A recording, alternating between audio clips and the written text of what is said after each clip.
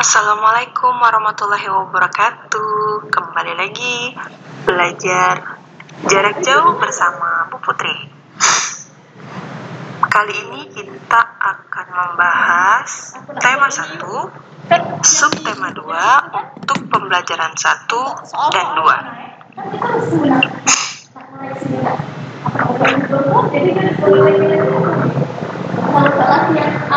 Nah, pada pembelajaran 1 ini, mata pelajaran yang akan kita bahas itu adalah IPA dan Bahasa Indonesia. Tujuan pembelajarannya yaitu dengan mengamati gambar, siswa dapat mengetahui aktivitas-aktivitas manusia yang memanfaatkan organ manusia secara rinci. Kemudian, dengan kegiatan membaca, siswa dapat menentukan ide pokok setiap paragraf dalam bacaan secara percaya diri. Yang ketiga yaitu dengan menuliskan, siswa dapat mengembangkan ide pokok menjadi sebuah paragraf secara tanggung jawab. Baiklah, kita masuk ke materi. Nah, berikut merupakan aktivitas-aktivitas untuk menjaga kesehatan alat gerak. Beberapa aktivitas manusia dalam kehidupan sehari-hari memanfaatkan anggota tubuh, seperti menulis, melempar bola, makan, berjalan, menendang bola, dan mengayuh sepeda. Anggota tubuh dapat bergerak karena adanya otot dan tulang. Untuk menjaga agar otot dan tulang tetap kuat, kita harus mengkonsumsi makanan dan minuman yang sehat, serta menjaga pola makan teratur. Makanan yang sehat baik untuk pertumbuhan tulang dan otot, antara lain seperti susu, daging, sayur mayur, dan telur. Nah, jadi kita dengan aktivitas-aktivitas tersebut sudah melakukan kegiatan bergerak.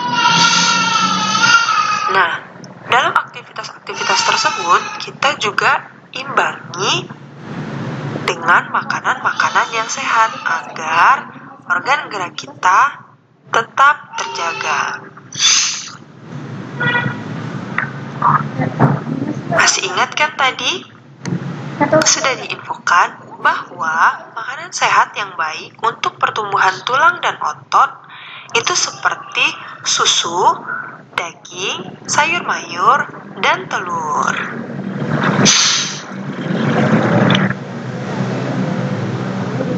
Memang pembahasannya untuk aktivitas-aktivitas menjaga kesehatan alat gerak itu sedikit. Jika ada pertanyaan, silakan kalian tulis di kolom komentar. Jika tidak, kita langsung ke soal pembahasan. Nah, di sini ada keterampilan kinerja praktek. Dari penjelasan sebelumnya, kalian diminta untuk menuliskan aktivitas-aktivitas untuk kesehatan alat gerak. Nah, apa yang harus kalian lakukan? Lakukan kegiatan di rumah berupa kegiatan yang dapat menjaga kesehatan alat gerak. Ya, yang pertama, kalian lakukan kegiatan di rumah berupa kegiatan yang dapat menjaga kesehatan alat gerak. Kemudian, kalian foto kegiatan yang kalian lakukan paling sedikit 5 kegiatan. Kemudian, kalian kirim di chat pribadi Telegram guru kalian masing-masing.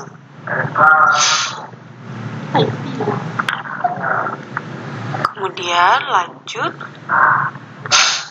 paham ya untuk tugas prakteknya. Yang pertama, kalian lakukan kegiatan apa saja yang dapat menjaga kesehatan alat gerak. Kemudian dari kegiatan itu kalian foto minimal 5 kegiatan. Kemudian kirim ke chat pribadi guru kalian masing-masing. Baiklah, kita lanjut ke pembahasan selanjutnya.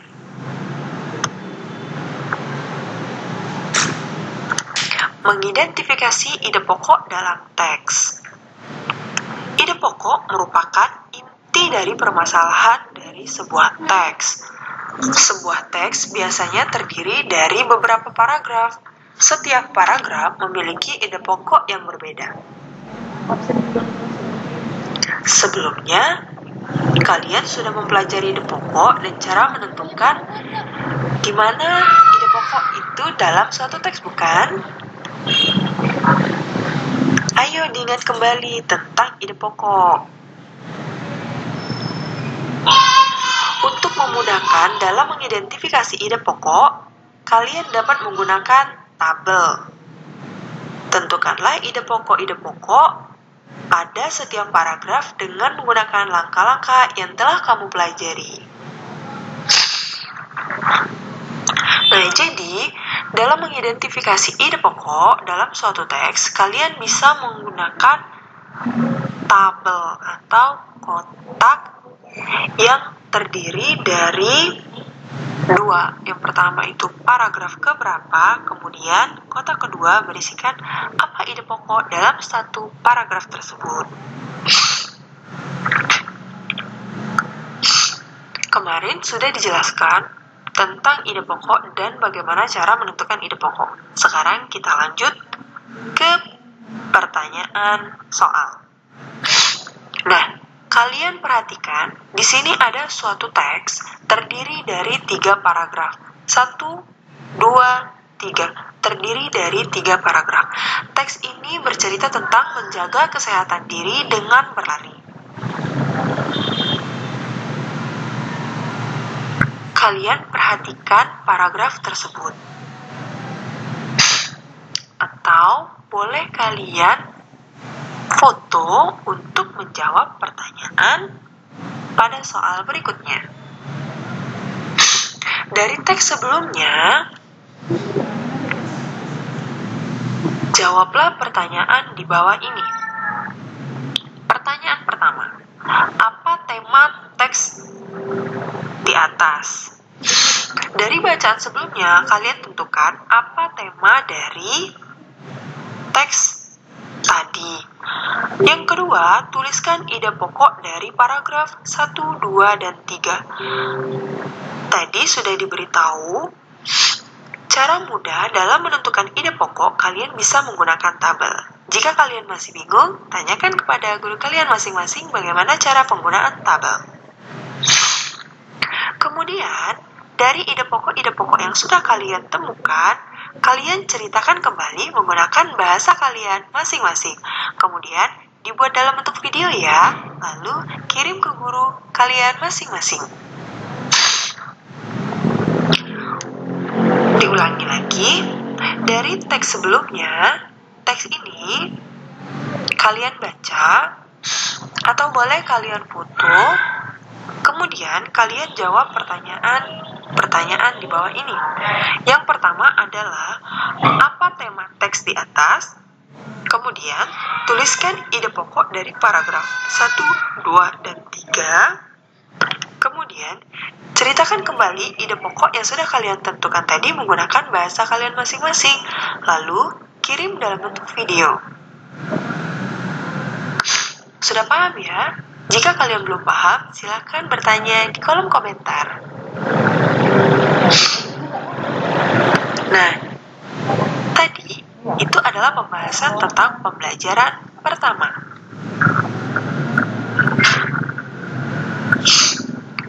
Untuk pembelajaran kedua,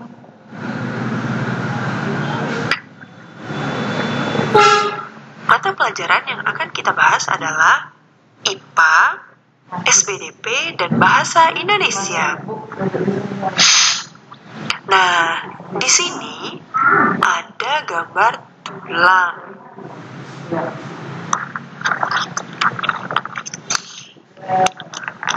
Kalian tentu sudah mempelajari bahwa tulang merupakan alat gerak pasif yang dimiliki oleh makhluk hidup, termasuk manusia. Selain untuk alat gerak, tulang berfungsi untuk menopang tubuh. memberi bentuk tubuh, dan tempat melekatnya otot-otot. Berdasarkan bentuknya, tulang dapat dibedakan menjadi dua. Yang pertama, tulang pipi, misalnya tulang telapak tangan dan tulang rusuk. Kemudian ada tulang pipa, misalnya tulang paha dan tulang lengan. Berdasarkan zat penyusunnya, tulang dibedakan menjadi dua, yaitu tulang rawan dan tulang keras. Tulang rawan misalnya tulang pada telinga, atau tulang keras misalnya tulang pada tengkorak. Nah, dari penjelasan tadi, silakan kalian catat di buku catatan kalian masing-masing.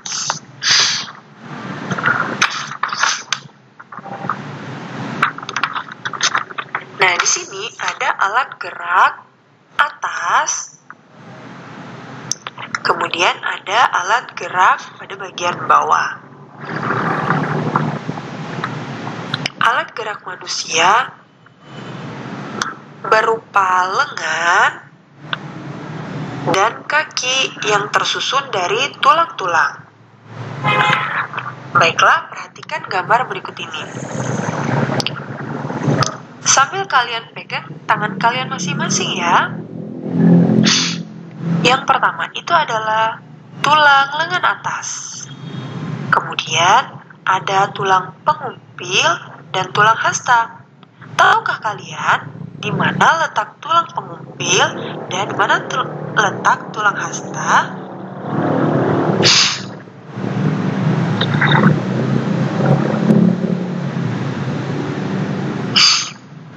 Nah, tulang pengumpil itu letaknya di luar, maksudnya di sebelah kiri ya, dan tulang hasta itu letaknya di dalam, dekat dengan tubuh kita.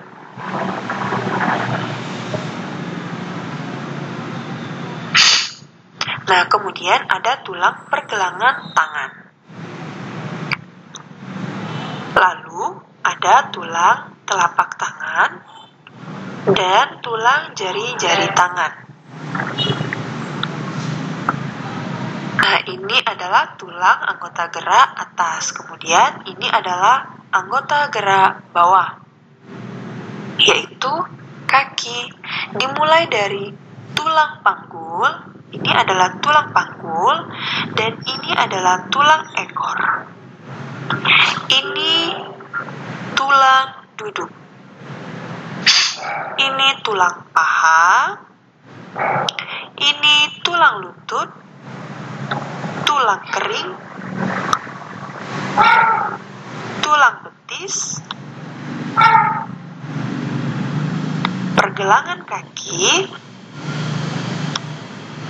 telapak kaki, jari-jari kaki, dan ada mata kaki. Nah, dari gambar berikut ini bisa kalian gambarkan di buku kalian masing-masing dan silakan dicatat agar lebih paham dalam alat gerak pada manusia.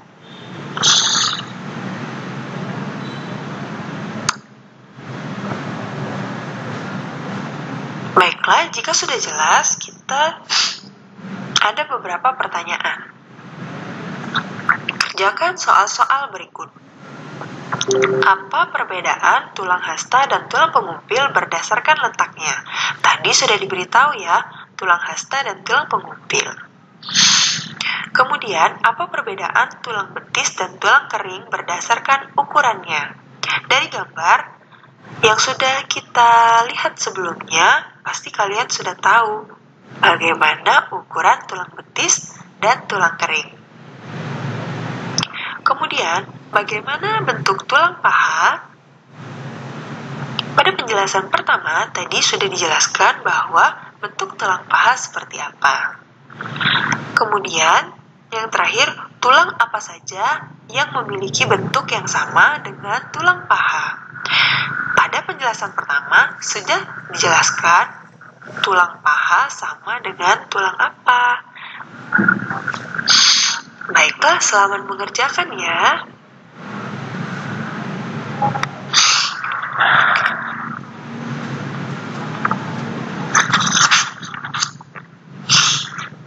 Kita masuk ke pembahasan SPDP. Cover, gambar cerita pada cover. Ketika kita membaca buku, kita akan melihat adanya sebuah gambar cerita dengan berbeda tulisan di bagian buku tersebut. Tulisan dan gambar yang terdapat di halaman terdepan pada suatu buku disebut dengan cover. Cover atau sampul buku merupakan gambaran dari keseluruhan isi buku. Jadi, gambar cerita pada cover harus mewakili isi dari buku tersebut. Cover adalah bagian terluar dari sebuah buku yang terdiri dari 3 sisi, yaitu sisi depan, belakang, dan punggung cover. Cover yang baik dapat menarik perhatian pembaca agar mau membaca isi buku. Untuk itu, cover buku harus memenuhi unsur-unsur berikut. Yang pertama yaitu jenis huruf pada judul menarik. Yang kedua, kalimat penjelas, judul singkat dan mudah dipahami, nama penulis, kemudian identitas penerbit, gambar yang menarik dan sesuai dengan isi, sinopsis isi buku pada cover belakang, dan identitas buku pada punggung buku. Baiklah, agar lebih jelas, marilah kita lihat gambar berikut ini. Ini merupakan bagian-bagian cover. Untuk bagian di depan itu adalah bagian depan cover. Kemudian ini merupakan bagian punggung dan ini bagian belakang cover. Nah, ini merupakan bagian-bagian yang sudah Ibu jelaskan sebelumnya. Silahkan diperhatikan agar lebih paham.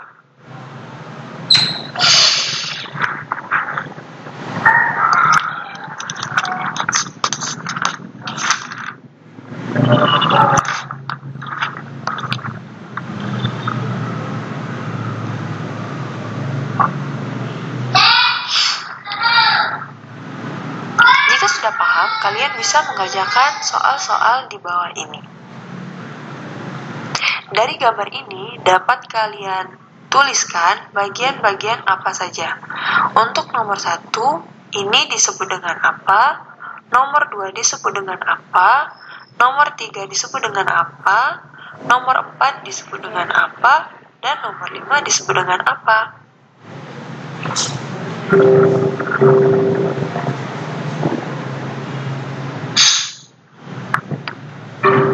Nah, ini untuk soal SPDP.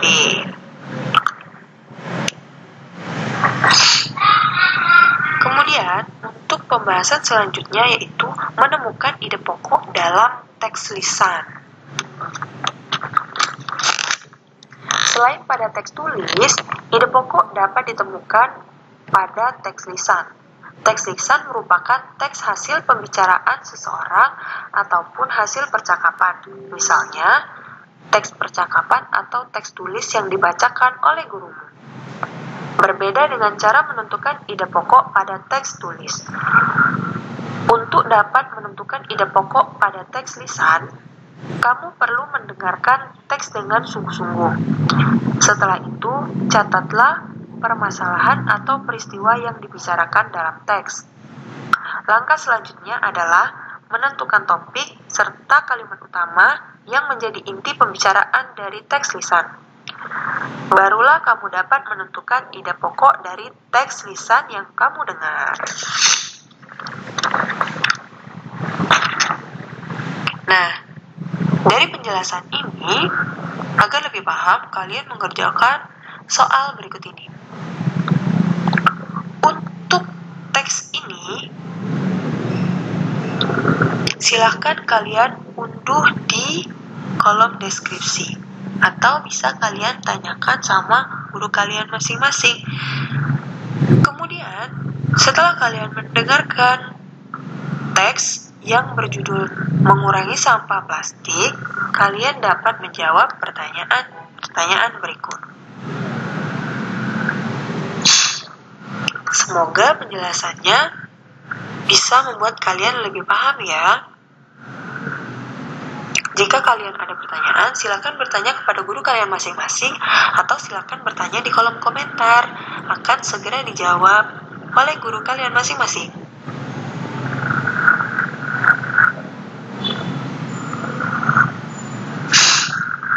Baiklah, cukup sekian ya untuk penjelasan hari ini. Semoga kalian selalu tetap semangat belajarnya walaupun belajar hanya di rumah aja.